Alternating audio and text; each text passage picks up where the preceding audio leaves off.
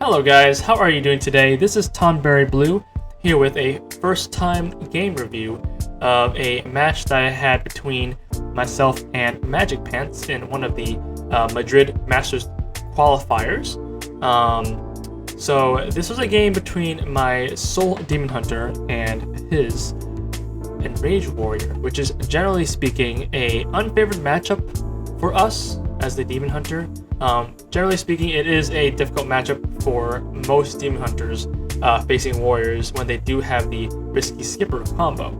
So I just wanted to go over this crazy game that we had and just talk over some of the choices and decisions made throughout the game. Hope you guys enjoy. Let me know what you think in the comments. But yeah, let's get to it. So first things first, when we look at our hand, we have a Mana Feeder, Panthera, which we do want to keep. We will be tossing the Glaive Bound and the Blade Dance because those two are cards that we do not necessarily need early on versus Warrior. And we were thinking about also tossing a Soul Shear back into our deck, but because his list runs an Injured Tol'vir, I opted to keep this card. Looking at the opponent's mulligan, we do see that the Warrior did keep one card in his hand, so it is very likely to be one of Corsair Cash, Anchor, some sort of early 2-drop perhaps, or even a Risky Skipper perhaps. So we will be keeping an eye on that card. There is no need to coin out the Mana Feeder Panthera this turn because we do not have a natural 3-drop to follow up. So we will be passing with just a Hero Power this turn. So the opponent equips his Livewire Lance, which is a better sight to see than his Anchor. We top deck Skull of Gluton. Just going to go ahead and use the Mana Feeder Panthera. Utilize our mana to the fullest. And very interesting cue here.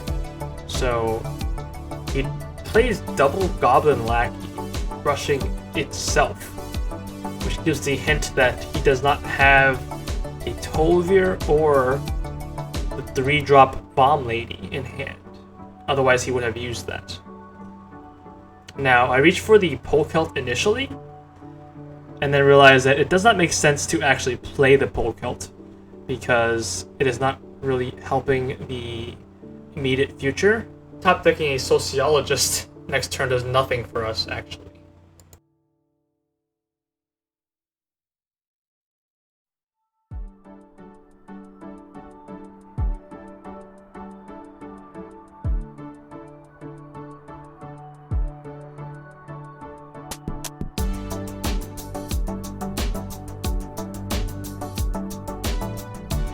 So seeing the opponent use his Hero Power and then simply re-equip a weapon gives hint that he does still not have a 2-drop or a 3-drop, and probably has combo pieces in hand. Now this turn, I decide to drop the Lord Keeper Polkelt because I do have Soul Fragments in the deck that I do not want to draw immediately. Looking back on it, it may have been a mistake to play this at this point, but I did feel like I needed to play something on board. So the opponent plays his Risky Skipper, and it shows that is the card that he kept in mulligan. He goes for clearing the board. So right now, signs point to him having combo pieces in hand that he does not want to play yet. And I quickly decide to point out the Sociologist. I could have gone for the Immolation Aura as well, but it was just a very inefficient way to spend the turn, because if I did that, nothing else would happen. I felt that this was the best way to develop the board. He drops a Blood Boil Brute on the board.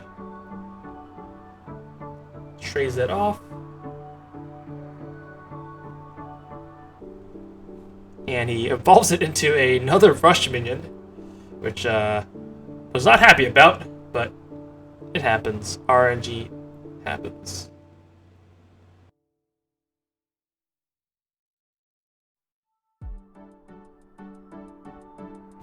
So we draw into the Skull of Gul'dan as expected, and although it is tempting to use that card now, we do see that the opponent does have 6 damage on board, we have 17 HP, and he does have 3 cards in the top left that he has been holding for quite a bit of time.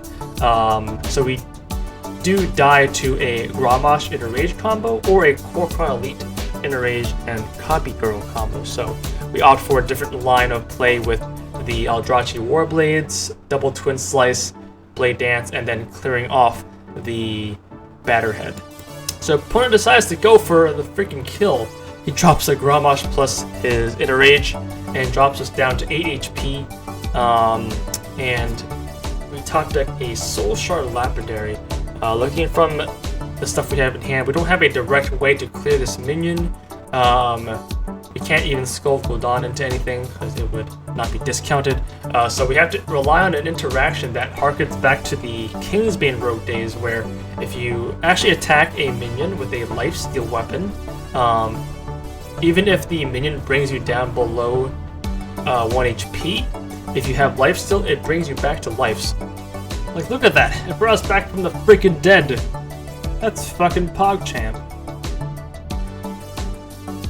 But in any case, we can't get too cocky. We still only have 8 HP, so we die to Garrosh's Sneeze. So thankfully, he does just equip an Ankar, which shows that he does not have a ton of burst damage in hand, hopefully.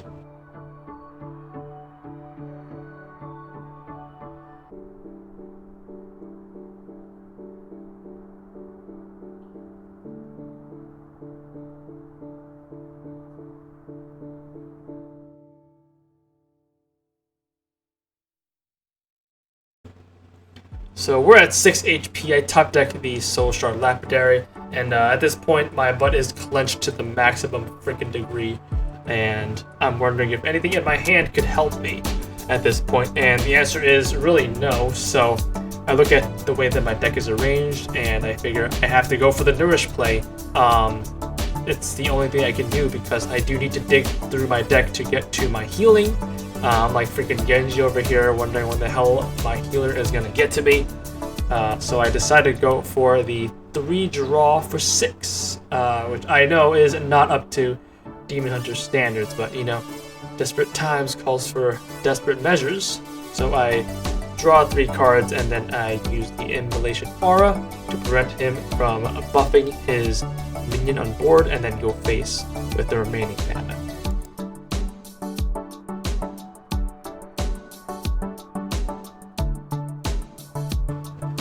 Yeah, we're just grateful to be freaking alive right now. His hesitation at the start of his turn shows he did not top deck a Kor'kron Elite.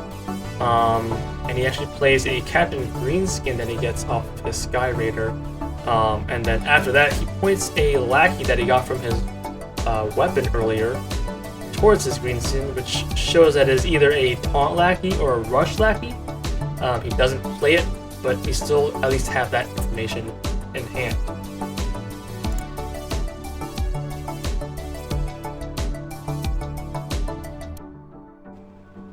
So now that he's dropped me down to lethal range with just his weapon, I am forced to draw 3 cards for 6 mana with no discount, which hurts again. Can't believe I had to use Skull of Gul'dan twice in one game with no discount. But in any case, I need to stay alive, so I draw the Eldrachi Warblades and go face to heal up out of range.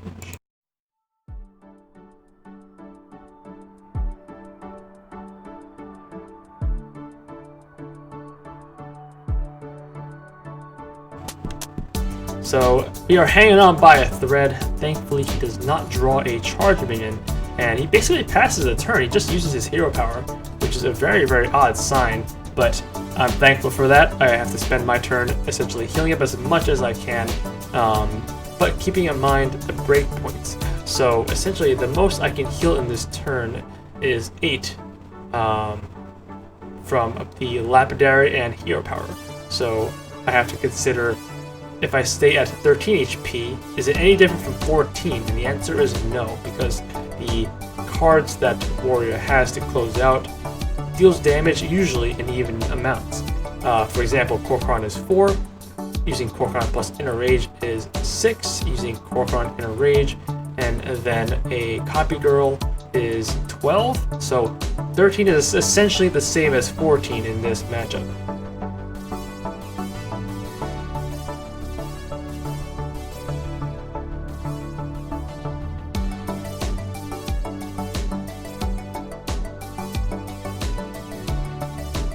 So I prioritize board development and play the Cane instead for 3 damage and 3 for body.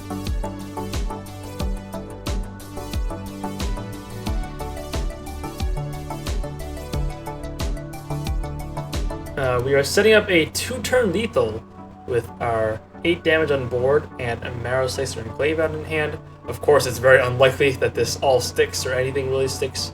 As we see the Lord Barov come out, which thankfully is not damaged, which means we are alive. So I'm happy to see that, regardless of whether it clears our board. Live to see another day.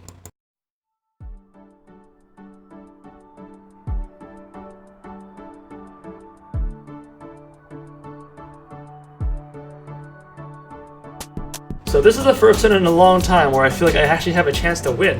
I know that I'm going to top deck the I-Beam, because it is the highest cost card in my deck, and then I can finish up the rest of the turn with a Marrow Slicer and Glaive Bound Adept to bring him down to 8 HP, which is pretty remarkable.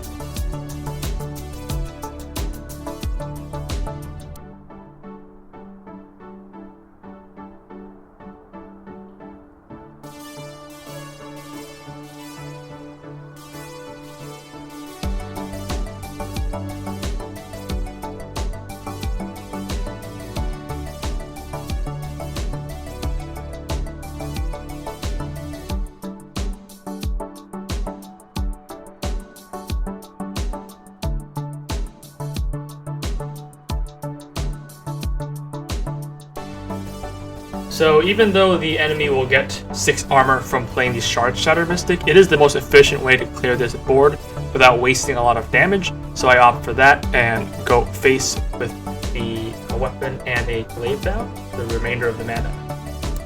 Now, of course, we do have limited damage in our deck, so gaining any armor at this point may be a problem, but judging from the cards he has left in his hand, he doesn't have a lot, and we're hoping to go to distance and kill him with residual damage from minions instead.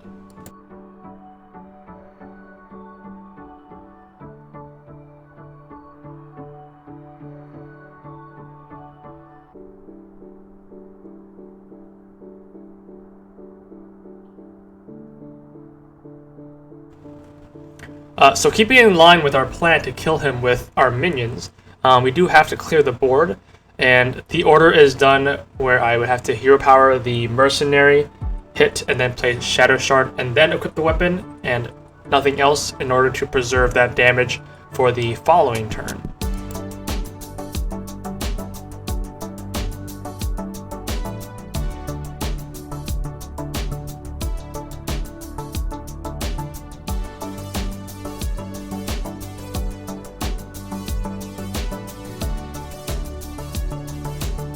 The opponent hero powers and passes, which gives a sense that he probably has 2 buff cards in his hand. Because otherwise he would have just simply played a small minion if he had one. Example like a Tolvir. Honestly, we're very lucky at this point that he has not drawn either of his Battle Rages, which he would have used at this point just to dig through his deck for something to do.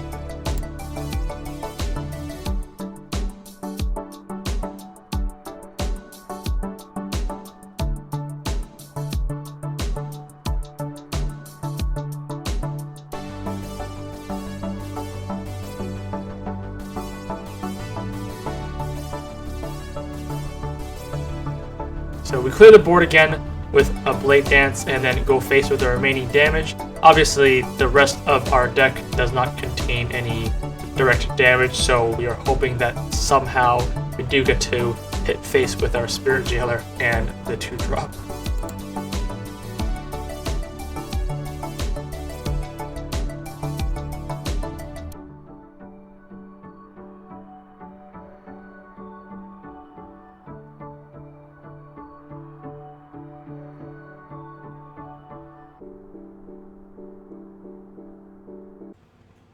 So we hero power after playing the 2-drop here because obviously we do not need to draw a card. It doesn't do anything for us.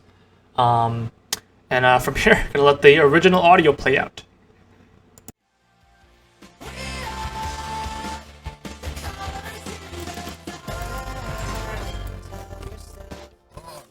Holy fucking shit! How the fuck do we win that? Oh my god, Jesus. Oh my god, that was stressful.